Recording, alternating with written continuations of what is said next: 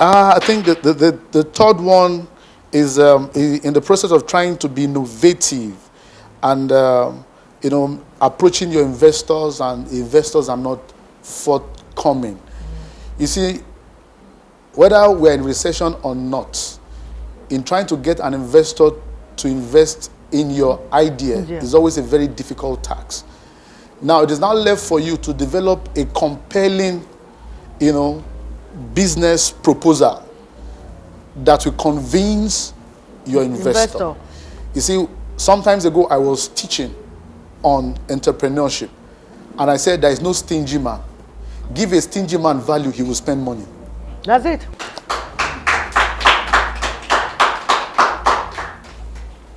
I think the fourth question is about you lacking funds in the process of trying to be innovative, coming up with a growing business. A growing business. You are trying to generate funds to finance your growing business. Well, I've said it earlier. They said invention is the mother of necessity. In the process of trying to generate funds, you also need to sit down. It's part of your creativity. Yeah. Generating funds it also involves creativity. Most of the banks of today will not give you the money. They'll ask you to go and bring your dead grandmother and all those stuffs. But if you actually need funds, okay, let me use my younger brother as an example. He is into real estate, and he needed money to fund his real estate project, and nobody was able to give him funds. Then he came up on the computer and he designed something like a chain of how will I put it now? There's this thing they do that when you bring somebody, you get value for the person you have brought. When you invest this, that's networking. That's networking. So he brought networking into real estate. Can you imagine? That if you invest this small amount, we have a gold package, we have the silver package, and if anybody joins through you, he gets this, he gets that. And overnight, he was able to generate funds from everywhere. He had more than enough funds, and no bank was responsible. So he sat down, he developed a unique strategy for himself to generate funds. So as a good entrepreneur, as somebody coming up, and you lack funds to finance your project, it's also part of your creative ability as an entrepreneur, your ability to generate funds.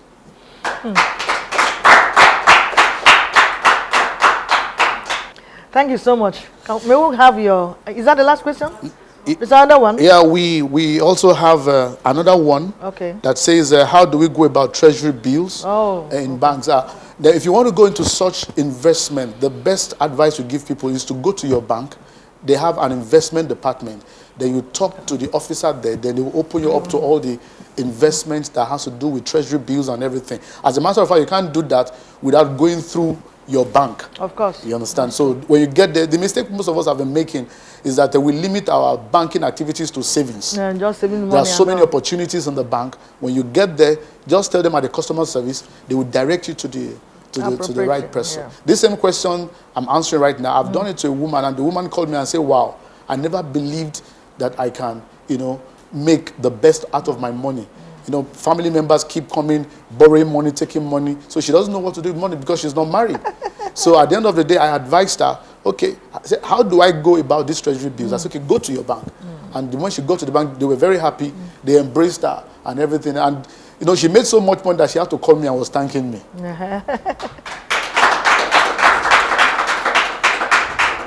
Then the last one, is there any legal backing to protect your ideas from being stolen by a potential investor? Well, this is where a lot of people have been having serious problems. People are too smart in this part of the world that when you open up to them, they take advantage of what you have said and they go behind you because they have the funds they have to resources, do that. But I can assure you that if you are smart enough, you should be able to outsmart them. And one of the ways to outsmart them is to get your ideas documented. When you get it documented and you are able to convince your investor, please, before we go deep into this blah, blah, blah, blah, please, can you sign something for me? You understand? Now, let me give you, because I'm also a motivational speaker, I tell a lot of stories a lot. Yeah, no, that's true. Yeah. So, there's this event that happened, it was during economic recession. Now this company was about to fold up, and they wanted to lay off all the staffs. They did a board meeting. So the supervisor was in that meeting, and he went back to the production floor, and he said, next week, this company will be folding up. And the young man that wears ordinary singlets from the background came and met the supervisor. Why is the company folding up? Said the company can't afford to pay you guys salary anymore. And you know a lot of breadwinners are in that company. Even the supervisor will be laid off.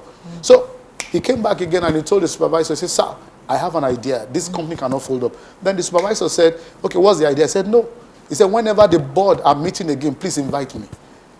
And the young man, the supervisor said, what do you want to do? It's just like the likes of Dangote and Otedola wants to gather, and you're now telling a gate man to come and meet them. So the man said no. So when he, after a deep thought, he looked at it that eventually if this company fold up, he too will be affected. Exactly. So he reported the case to the board, and they said, okay, invite the young man. And the young man came tattered. He told them, he said, well, I have an idea that this company will not fold up. But they said, go on. He said, okay, I will only do that on one condition. That you need to write an agreement for me that peradventure this idea works, I will own 90% of this company. Wow! Woo! So the board, everybody ranted and said, no. But somebody said, what can come out of this guy? Let us write. He has nothing to offer. We have tried everything. It won't work. Now, it was a toothpaste company. They were not selling the way they should sell. So the young man said, okay, because of the... So they now said, okay, no problem. They got their lawyer. He also brought his lawyer. So they documented it, and they believed that it won't work. So they agreed that he was going to own the 90% of the company if it works. So, but they believe it won't work. Because most of them were Harvard graduates and the likes. Yeah. So at the end of the day, the young man said, okay, there's recession in town. People cannot afford to buy toothpaste the way they should buy. Now, the majority of them manage their toothpaste. Now, this is what we are going to do. The mouth of the toothpaste is too small. So it helps them to manage. Even if there's nothing in the toothpaste again, you still cut inside and use it. So the young man said, all you need to do is to increase the mouth of the toothpaste without measure. That the moment they press it like this, the whole thing jumps out at once. So at the end of the day, they tried it. And within 5 days, the kind of sales they've never recorded before, that company recorded it. And throughout that month, the company kept on making money. So they have to honor their agreement. And it was a very huge event the day the transference of the company was done to this man. He came with his entire family. He was wearing suit for the very first time. Because this young man simply knows how to protect his idea. Exactly. If he had told the supervisor would have taken the glory. Exactly. But today, the man is dead, but the children's children are the owner of the company. Simply because he was able to apply wisdom. So at every point,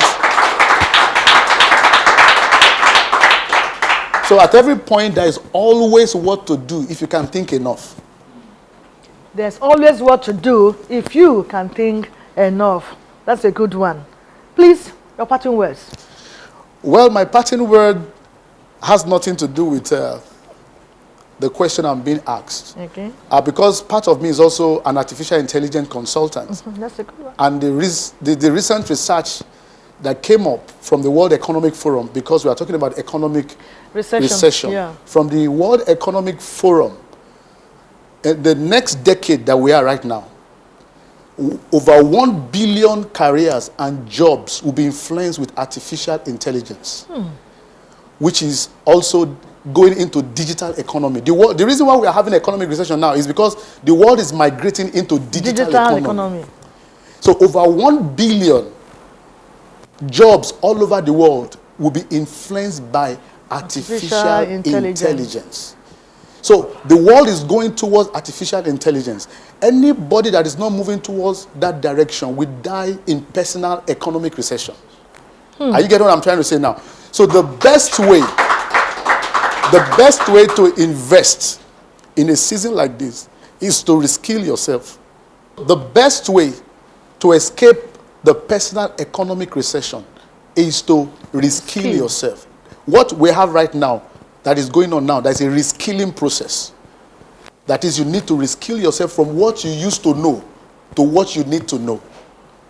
So, because a there's going to be human interface between artificial intelligence and human beings. A lot of people are scared that artificial intelligence is going to take their job. No. But when you reskill yourself, you become relevant, because artificial intelligence field will require human resources to manage it.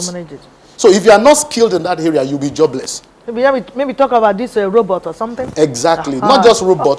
We have a lot of things. We have artificial intelligence in the banks right now, because there's some banks you walk into right now that you don't need anybody to attend to you. All your transfers you do from your home is digital economy. It's part of artificial intelligence. You can do it on your own. Yeah. Are you getting what I'm trying to say now? So more of it are coming. More technical areas of artificial intelligence are coming. And right now, people are migrating. The highest paying jobs all over the world right now are digitally related, artificial intelligence. Right now, wherever you are right now, if you have been reskilled, I can tell you can get a job in Canada that will pay you about $1,000 in a month. You get what I'm trying to say right now? So what is going on right now, what the World Economic Forum is advising youth right now is to begin the reskilling process. Start reskilling yourself. That's the only way to come out of economic recession permanently.